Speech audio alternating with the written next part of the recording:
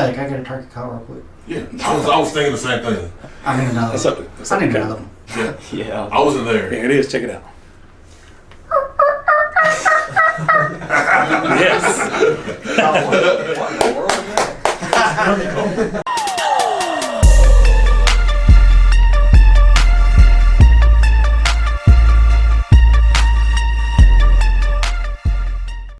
All right, everybody, welcome into Average Joe Sports Talk. It's our weekly high school preview show.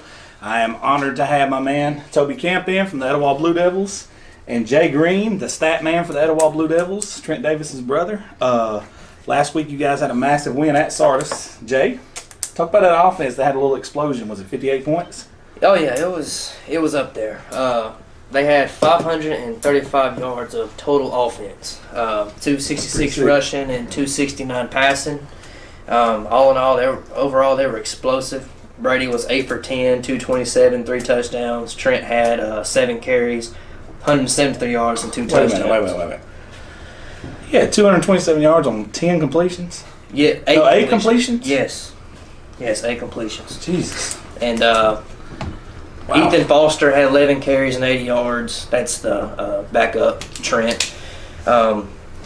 Nana Davis had 4 receptions, 130 yards, 2 touchdowns, and a punt return. Ollie Finch had 1 reception, 61 yards and 1 touchdown. So overall, the offense just thrived all night long. What was the halftime score? I think You remember? it was like 35-0, wasn't it? 35-0? 34-0. 42-0. Oh, 42. Okay. Wow.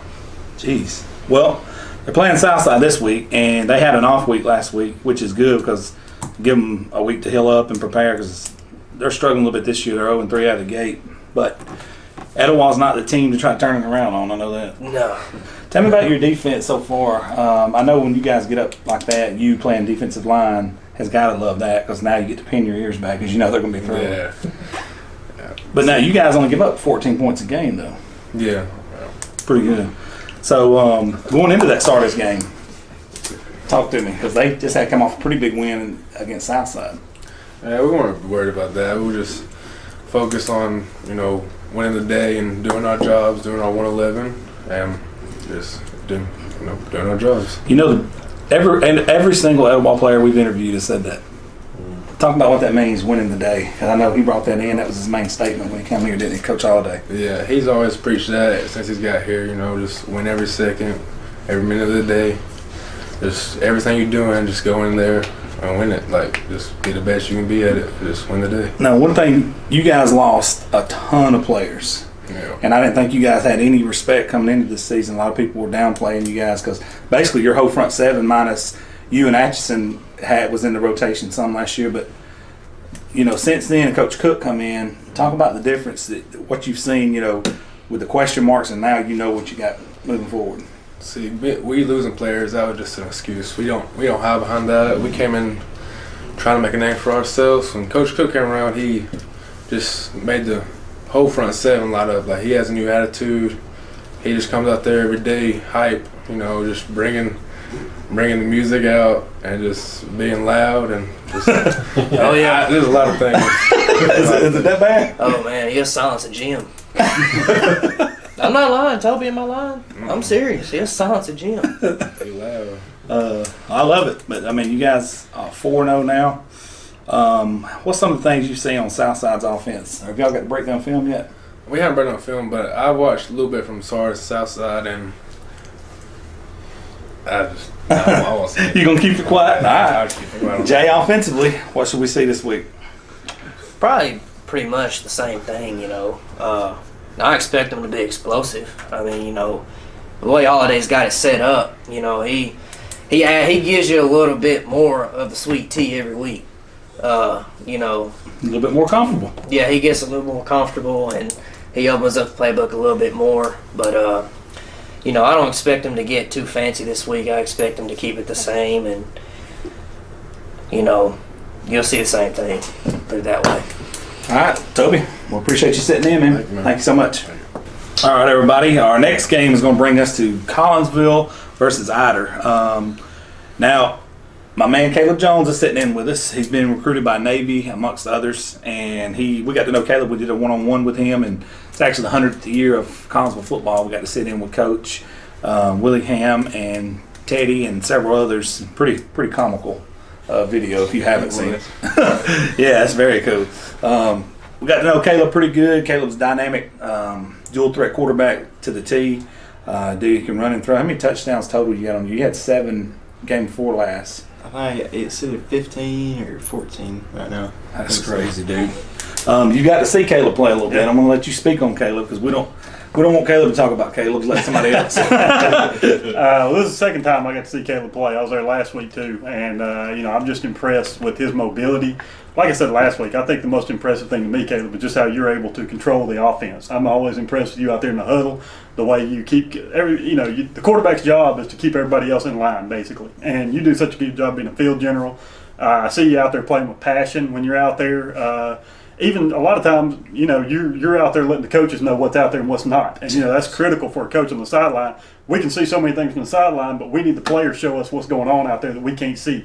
And when I see you gesturing to the coaches, telling them, hey, this is what's working, this is what's not working, that's critical for a coaching staff to be able to see out there and to have a kid like Kaleb out there like having another coach on the field. So before you can get to the physical part, the mental part's just impressive. But physically, to have a kid back there on the run that can throw, that can see things down the field, that can read a defense and make passes in tight windows is very impressive. So it's obvious to see why he's got people looking at him. Absolutely. Kaleb, going into this, you guys have Eider this week. Going into this Eider game, you guys coming off the Fife game, I know you're going to turn things around. Have you got to watch film on Eider yet? I have. I watched film. I watched some last night. They got a new coaching staff this year, so they're working on a new offense. They used to just run that packed house like Fife does, but now they're trying to spread things out, run a little bit of I formation and stuff like that. So it'll be a little different playing Eider this year. Well, the beautiful thing is you got to sit in double time because you're starting safety too. And then when they kick off, you return kick, so you don't get much time to rest. You got to watch film from all angles, don't you? You got to watch all of it. It's time consuming. Have you got in contact with anybody else that's been recruiting you lately? I had Sanford and UAB, and then back during the summer, some Louisville texted me on Twitter and they was wanting me to come up there, but I never got the chance to. And I know this past couple of weeks, Coach Edwards, our defense coordinator, has been sitting out film. He's going to send some to Georgia Tech, Tennessee, places like that. So maybe here a couple of weeks when the playoffs start rolling around, maybe something else pop up, hopefully. Well, hopefully we'll all go up to the Army-Navy game. I'll drive you up there, man. No pun intended, man. We want to go up there and check that one out, wouldn't we? Well, Kaleb, I appreciate you sitting in with us, brother. Yes, sir. We will talk to you later on. Yes, sir. Thank you. All right, our next game is going to bring us into Gadsden City versus Bob Jones. To my left, Mr. Trey Blount, dynamic running back from Gadsden City. To my right, the number one Gadsden City fan of all time, Reggie Davis, who happens to be on the show. Last week when we talked, Reggie, I'm going to let you talk a little bit about what Coach talked about on the coach's show last Wednesday and then what led over to the game and last week's game. Basically, he said, this game was going to be just as important as the last game, and the same case going forward with each game this season. You're basically their playoff games from here on out. One of the things he talked about was the fan support. We still got to have our support from the fans because these guys, that's important to them, and that's even though everything's not going great right now, we still need that support from the fans and the city and everything. And you said we actually needed more. More, yeah, we need more. So, but attitudes are still good. Of course, Coach said attitudes are still good. Everybody's still working hard, and we're going to eventually get it turned around. And Coach also said you talked about the raid can. Is that a true story? That is so true. That is true. I was going to ask him that too. Yeah. Yeah. So you want to explain to them what the raid can's all about? The raid can is basically just exposing the cockroaches, the ones that are toxic to the football program. Just try to get them going. So if people ain't on board with what he's doing, Coach said he walks around the locker room with a raid can.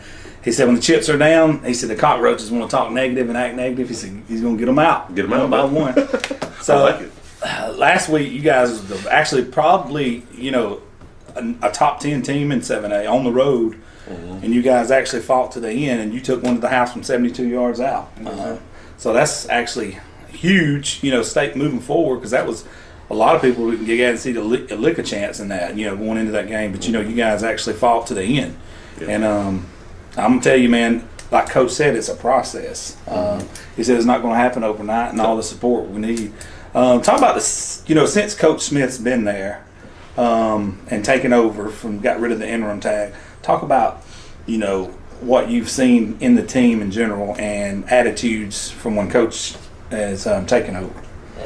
What I've seen was like a lot of respect, because he's been around Gadsden mainly his whole life, and he's been in the school system since it has opened. But the guys just basically listen to him all the time and just really respect him. And we noticed he talks about the importance, which Reggie already touched on the city getting behind you guys. Have you seen a little bit of that? I know we talked about the crowd at the Etowah game was like 10,000 people there. Yeah. This past Friday, I was pretty shocked at how many people came to watch us play. So it has gotten a lot better since the past couple of years. I know one thing we want to touch on too. They started a touchdown club this year too, and I think they're still taking people to join. It's $25 to join the touchdown club, and it's basically to support the football program, to help with serving the team food or whatever. So if you haven't joined, contact Kelly Robertson at the high school.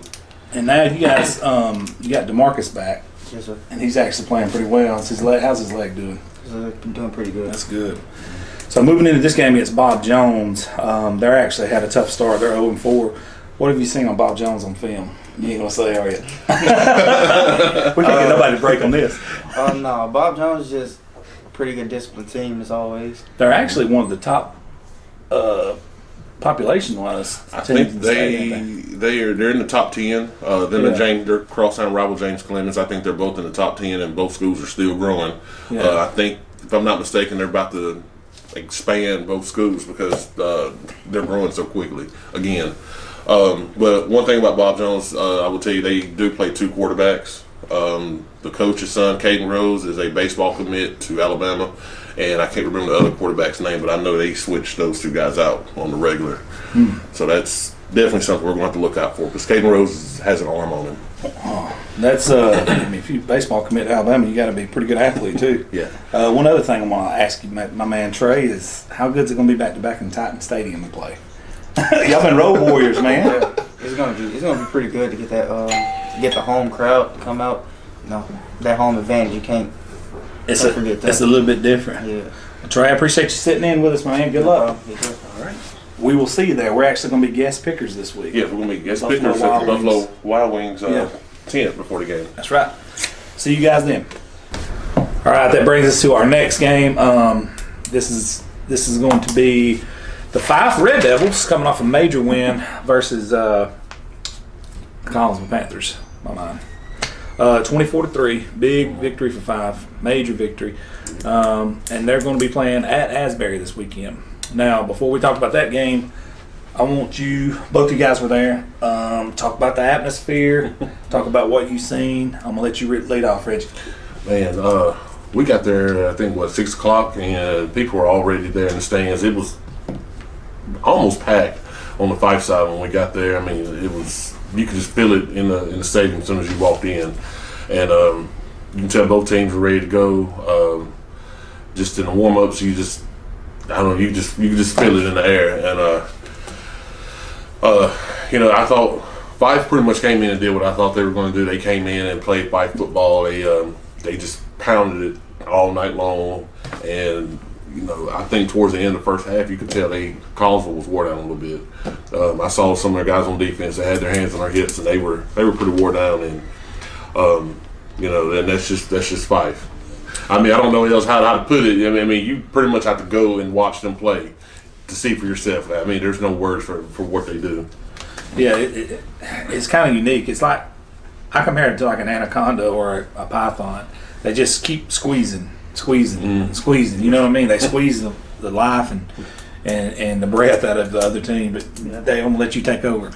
Yeah, I've noticed when I've been coaching that when you've got a big game like that, I like to watch the players because it tends to be the coaches that got nerves. Coaches got nerves about making the right calls, about did we do this week. Players are ready to go. So that's what I was watching in the warm-ups with the players, and the players were hyped and they were ready to go. They were fired up about this game, and a rivalry game like that, they're going to be ready to go. As the game got going, this was actually my first time to watch Fife live, and I've always heard about it, but I said earlier, playing Fife is like getting hit in the face with a sledgehammer over and over again for 4 quarters, and there's no way around it. You're going to get beat in the entire time. Fife, what they do is they always control the numbers game. They've got more blockers, and you're going to have guys to make a tackle on the side of the play, and if you try to overload the side where they put the strength to, you're going to have to watch for the counter, and they're going to go back to the weak side. It's just so hard to defend like that. I thought Collinsville did a good job early on. They were containing them. They weren't letting many breakout plays. They were pushing them to 3 and 4 yards to carry. The thing with Fife is they don't have negative plays. I don't think I saw one negative play the entire night where they were starting off with a 2nd and 12 or 2nd and 13. Every time it was 2nd and 6. Too. It was 3rd and 2. It was 4th and 1. You don't see any penalties. And I think there was one holding call the entire night. It's so demoralizing as a team when you're doing everything you can, and technically you're doing right. You're holding them to 3 and 4 yards to carry, and then when they get to 3rd and 2, they get 3 yards. When they get to 4th and 1, they get 2 yards. That is so demoralizing to have that opportunity to try to get off the field, and you just can't do it. It was an impressive thing to see, and as far as Collinsville on offense, I thought Collinsville on offense did fairly well. I thought they had some good plays. I thought they had some good play calls. It's just there's such a small margin of error. There's such a small margin of error, and you can almost have it and be off by a second, and it's going to throw everything off. You rely on luck, like what they had with the tip pass that they caught in the second half. I think that ended up being a first down that continued to drive, but it's there's so much pressure there when everything you do has got to be perfect to keep up with what they're doing, and that's hard to hold up to. Their defense has given up 3 points all season in 3 games. They're giving up 1 point a game. That's what their defense is playing. Pretty impressive. Playing Kaleb Jones, Kaleb was averaging 50 points. They were averaging almost right at 50 points a game coming into that game, and that being Collinsville. And to hold them to 3 points, to me, was, just miraculous overall performance. Now we're going on the road to Asbury, and 1-2 Asbury. 1-2. They beat somebody. And like Benefield said, he said it don't matter who's a faceless opponent across the field. You just, no trap game, no letdown. Let's make sure, let's get some of these guys healthy. Let's get some of these guys in here, and let's go up there and do what we do. He said each week's a showcase to show everybody what you do and what you've done in the weight room and on the field running, and all this hard lifting and all these hard hitting we've done and all these hills we ran. You get to show that every Friday night, so there's not going to be no letdown. Yeah.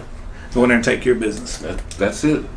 All right, guys, our next game we're going to talk about this tonight is Hatchie and Westbrook. It's a pretty big game in Class 2A, Region 6, I do believe. Both teams undefeated coming into this game. Hatchie's got Dominique Thomas in the backfield. Westbrook, they've got athletes all over the field. It's going to shape up to be a pretty good matchup. David, you've seen Westbrook play this year. Tell me what you see coming from them. Well, what Westbrook's going to bring to the table, and I'm sure Hatchie brings the same thing, which makes this so interesting, is physicality. Both sides of the ball, Westbrook is going to attack at the line of scrimmage, and then on top of that, they've got athletes to be able to get the ball to, back in the backfield as well as out wide. They've got athletes to be able to get the ball to, and when you can balance like that, it's going to be tough even for a good team like Hatchie to be able to defend it. One thing I noticed, Westbrook's numbers for a 2A school, that could play a part into this game, the depth. I think they dress 54 players. Which is incredible for a 2A school. For a 2A school, that's pretty impressive. You got 5A schools that have 50 players. That's impressive. And then, you got to also account for John Reese Blue. Well, and he's just he's a center fielder is what he is, and then he's a center fielder with a helmet on, so he can knock your teeth out. So, once again, like last week when we talked about they were going up against a passing offense, so he was excited he's going to get to go out there and actually be able to play a little coverage back there. And this week he's going to be right back to having to go back and find the line of scrimmage and cut them off. So, right back. Yeah. Speaking of cutting off that offense, we got Hatchie and Dominique Thomas. Growing up, Asheville played Hatchie for years now as a respectful traditional rival, and I still wish we played them. I know it sounds kind of crazy, as good as they are now. But I followed that program closely ever since Coach Martin took over, and he has done a phenomenal job. He has changed the mindset, because they were struggling for a while before he took over. In just a short period of time, he's changed the mindset. They don't expect to lose to anybody.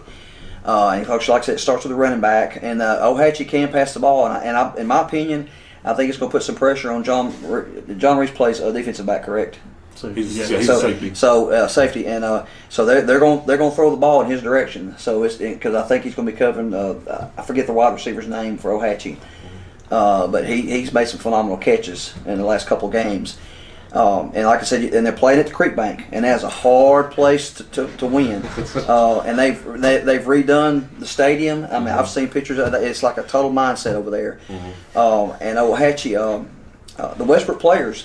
They seem to think that I've talked to some of them a couple of days ago because I got to church with them, and they've got the confidence that they can go in there and beat them. Yeah. So it's going to be an interesting ball game. In fact, they almost beat Hatchie last year. Yeah, they did. They lost by 7. You're playing at the Creek Bank, so things, especially when the fog is coming in, somebody's laughing over there.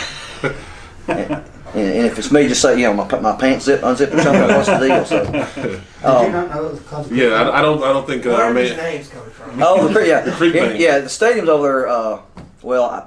They've always called it the Creek Bank, and like I said, I've never paid attention to the outskirts of the stadium over there, but I think there's obviously there has to be a creek right There's beside a it. creek It's called somewhere Creek Bank. nearby. Yeah. But I do know a few times when Asheville's played over there's been this mysterious fog over there. So if that fog shows up, then It's gonna be a long night for Westbrook. So, but like I said, it's I'm gonna say West, and I don't guess we're picking. We don't. We're not. So, Yeah. But I think it's just gonna come down to the basic. Whoever wants it more, and whoever can cut down on the turnovers, because the Hatchie will hit you. I mean, that's one thing the two things they stress is running the ball and hitting people who run the ball. Yep. So, it's like I said, it's going to be a huge matchup in this area. 2A heavyweights with Drew Knowles is, done pretty good at Westbrook so far. So we shall see what happens. yeah, this is the first time I believe I can remember. It's been a while since Westbrook's been started at 4-0. 4-0. Yeah, probably since Brody Kroll was quarterback. Yeah, so that's been a long time. So. All right, guys, our next game, we've got Asheville and Aniana this week. Asheville celebrating homecoming this week against Aniana. Aniana came off a huge win over number 2 Hoaks Bluff last week. Hayden, tell us about the mood around school for homecoming week this week, man. It's crazy. We came to school, everybody was dressed up and everything. Green and white day, and man, it was a sea of green and white, I'll tell you what. And they had a little not paint the hallway, but decorate the hallway thing, and it's Wizard of Oz thing. And it was just crazy because they had everything decorated and everything. But the football aspect, it's gonna be a tough game Friday. Yeah. This really is. Yeah, especially with them coming off the beating Hoaks Bluff. Yeah, I think people underestimated Aniana a little bit this year. I think they had a little bit of a down year last year, and Hoaks Bluff beat them pretty good. But Kevin, let's talk about that game last week against White Plains. You guys had a tough loss, 31-20 against White Plains, and let's talk a little bit more about that Aniana game. I've had a long 2 days to think about this. And the views and opinions of Kevin Moore does not represent that of Asheville vs. Joe's, Asheville Athletics, but me, myself, and I. And this is my 2 cents you're about to get. We lost to a team who hired their head coach 3 days before practice started. I mean, the PA announcer couldn't even get the name of the Asheville band. He said Ashland Band. Wow. Talking about, he made Vern look like, well, anyway. I'm getting up. I was not able to go to the game. And by the way, this is not a rant on the coaches. I fully believe in the coaching staff at Asheville. They are working hard. They've turned us around. They're trying to, I guess this is my way to put it best. All I know is if I was a player on that team and we had lost like we did last year to White Plains, the last thing that would be on my mind is losing that ball game. And it was a close game till the fourth quarter, and we just could not take the opportunity to take advantage of the plays to put it in the end zone. I mean, and when I say this, I'm trying to be negative. If the coaches can only coach so much, and this goes for a lot of schools, that the coach is going to do so much. I mean, they can't coach the ball for you to hold the ball in your soft little hands. And then it's just, our season comes down to Friday night. Are we going to be men and beat Aniana, or are we going to fold and be little mice and just fold the season? because I love these players to death, but it's like we talked about last week. Mentally, sometimes we get, when things go, adversity doesn't go our way, we just sink it, just like our head in the sand. So I'm, and I don't know if anybody is going to be watching this video. This may be my last time to be on Average Joe's after this performance, but we need to stand up and play some ball Friday night. Yeah. And I'm challenging every player on that squad. Like I said, I love them to death, but they need to get after it Friday night, because if we lose this one, it could only.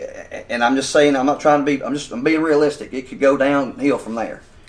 And I'm sorry, like I said, I just got to tell it like it is. Yeah, I understand that. With Aniana coming off a big win like that, you got the possibility of a little bit of a letdown. That's what I'm hoping. That when I saw the score of that game, I was hoping that let them come into Ken Logan Stadium with their head up high, because they've always thought they're better than us. This could be a trap game for those guys. I'm hoping so. I hope it's a big trap.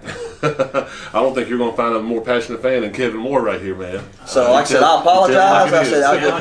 I just don't. Hey, if you don't want to know the answer, don't ask me. We got two of Asheville's biggest fans right here, man. But yeah, guys, we're going to go ahead and wrap this up, and good luck to the Bulldogs this weekend. Go Dogs. All right, we're going to move on to what do we got next here, guys? Let's talk about Hoaks Bluff, Anniston. Hoaks Bluff. Now, this is things has changed a little bit. Hoaks Bluff got that loss on it. It's definitely moved that needle over a little bit, and it's because I'm going to tell you right now, Anniston will be by far and away the best football team they played so far. I agree. Reggie, talk to me. Yeah, this is definitely going to be a tough game for Hoaks Bluff. Luckily, it is at the Woodshed. Anderson, I can't remember how long that coach has been there, but they have been improving, a little bit every year. And I think this is going to be one of their better teams if they've had it in a while. Which Anderson, they're always going to play you tough, but they've had some down years, but they always play you tough. And they got 4 or 5 transfers in that's studs as well to add to what they have. Yeah. Their only loss this season is to Catholic Montgomery, and if I'm not mistaken, they're ranked in 3A or 4A. I can't remember what class they're in, but they're a ranked team, and that was Anderson's only loss, and I think it was only by a few points. So Hoaks Bluff's gonna have their hands full this week, but knowing Coach Rob and that group out there, I know those guys are gonna practice pretty hard this week and try to get back on track and right the ship. It's not the end of the world. David, talking about it from coaching. You mentioned Coach Rob. Talk about it from a coaching aspect. When you take a gut-wrenching loss like they did on the road, and then you got to come back home and regroup. Talk about what goes into that. Well, and a time like this, it can be a good thing in that it can require a lot of self-evaluation. You can go back to the film and you can start going and look at stuff as a coach and as a player, stuff that you've done. You can look at tendencies, you can look at stuff that you've called, you can look at what you do in certain situations and go back and look, because in a game like this, Aniana's obviously a much improved football team, but you probably don't feel like that team was 31 points better than you. You probably don't feel like they were that much better than you. So this is a time when you can go back and look, and you can just look, maybe they saw some stuff on film that you haven't noticed yet, and maybe this is a time when you go back and look at film, look at what you're doing, so you can start saying, well, maybe we need to shake things up here, maybe we need to do different things in this down and distance, maybe maybe defensively we need to look at different coverages in different situations. So it's a good time of self-evaluation when you can go back and look at film and you can make changes on yourself, because obviously somebody else has seen something. So this is a time when you want to go back and say, well, what did they see? Right. Yeah, no doubt. Let's see here. Yeah, because from here on out, definitely, you got to start thinking playoffs from here on out. That seeding. In that region, with Aniana beating Hoaks Bluff the way they did, that region just got that much tougher because of that. Because I think people were really looking at Hoaks Bluff and Jacksonville in that region as 1 and 2, but now you've got Aniana, Hoaks Bluff, Jacksonville, and Anniston. Yeah, I mean, that's a murderer's row. So now, really, you got to treat every region game like a playoff game going, from here on out. Because if you drop another one, now you're a 4th seed, and you're going to be on the road for the first round of the playoffs. You're going to play number 1. You're going to play a number 1 seed from on the road. On the road, yeah. So, it's which after you run this gauntlet, who are you going to play? The Packers and Lambeau? Exactly. Other than the region that's matched up against this. No, not at all. No, you might get a similar similar version as 7A Region 3 when they go on the road. Yeah, exactly.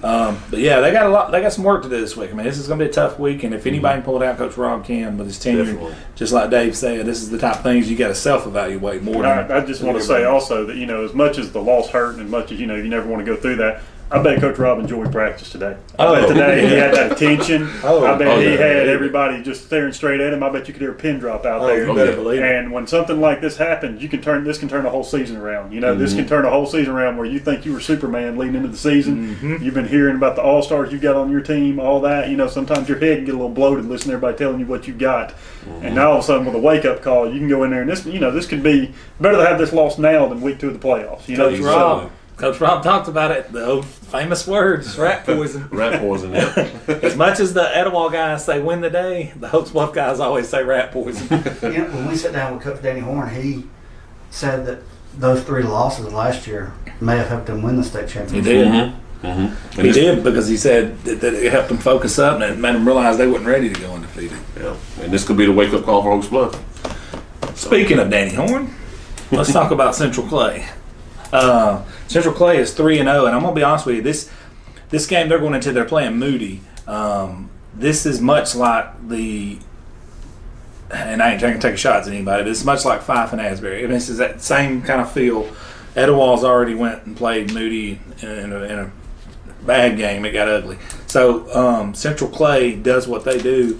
I don't see them having much trouble with Moody. I mean, do you guys? Do you see anything? No. If you're Danny Horn at this point of the season, Dave, and I'm going to talk to you about this, and he talked to Josh about this, and you just said something that triggered this. When we was going into the season, Josh was on the half and half with him riding around and was just talking shop. Mm-hmm. And he said the best thing that you ever hear as a coach, out of the whole state, anybody who won the state was either ranked 1 or 2 in the state, and every classification except 5A, and they ranked them 5th.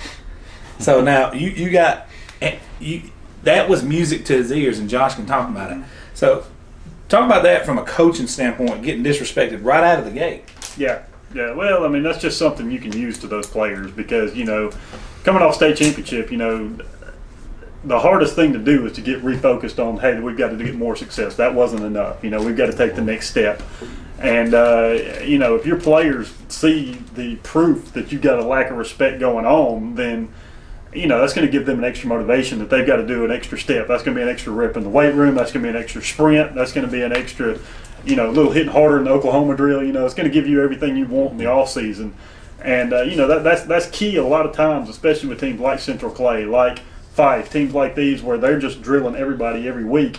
You need that extra motivation because there's not going to be a whole lot of times through the year, honestly, that you're going to get tested against teams. You are that step above most people, but at the same time, there's going to be times where you need that extra ounce inside, and things like this. In a game, a motivation tactic like that, it's going to last maybe the first drive, but at the same point, the work in the off season was key. The work in the off season, the building up into the season.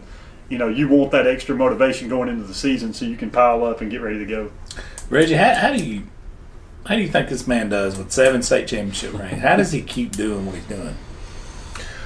I mean, like the interview, in his interview, 101, he said that, if he was retired today, he don't know what he would do right now. I think being around those kids every day and coaching football, I think that's his life, and I think that's what motivates him every day. For somebody to have a career like that, 7 state championships, and possibly could be playing for another one this year. It's like, when do you say, hey, this is it for me, or or you just keep going. But we heard the kind of, well, I don't know if it's fear or he seemed like he's a little shook when he said, I just really can't do anything else, man. This is what I do. I can't build a house. Can't work on cars. This is what I do. It was. And he even said it scares him. If you go back and watch the 101 with Danny Horn we did, he said it scares me. It really does. It scares me. But looking at it that way, 7 rings. 7. Think about that. It's incredible. 300 wins. Yeah. We talked about tough regions. Piedmont comes to mind, that region that they're in. 4A, Hoaks Bluff, Jacksonville, Anderson. But off camera earlier, we were talking about 5A North. 5A North period, I mean, I think your state champion in 5A is coming from the You got north. Central Clay, Jasper's Etowah, number one. Jasper, Centerpoint. Ramsey is definitely a team Yeah. to watch out for. They've got a huge defensive front and they're fast. So playoff seeding is going to be very important. Yeah, and this for sure. I don't think Coach Horn would ever say it. I know he wouldn't, but as a coach, you have a love-hate relationship with this type of week right here, because the love part of it is you get to see things go on without really without a fear of losing. Let's just be honest. You don't have a fear, a whole big fear of losing in a situation like this, but you've got the opportunity to go out there, and it's almost like a practice tape. You're watching what your guys are doing in a situation where maybe they don't have to give their best effort, but you still want to see them giving their best effort. The hate relationship is that the effort can fall off in a game like this. The players know what they're going up against. They see it in film. They hear about it. They know what they're going into. And a lot of times you're not getting their best effort. You may be getting an 85% effort out of a player. Well, that's giving you a chance to get under his skin right there. You're going to let him know about it too. And that, once again, that's going to lead to better things in the future when you tell them, hey, like you said, it's a faceless opponent. You're holding to the standard. Your standard's the same whether you're playing number 2 team in the state or you're playing a 0-10 team. Your standard's the same on what you got to do. And so it can be a good thing for a team. Yeah. Good point. Very good point. Yeah. Guys, I think that's about it on this one. That's it. Yep.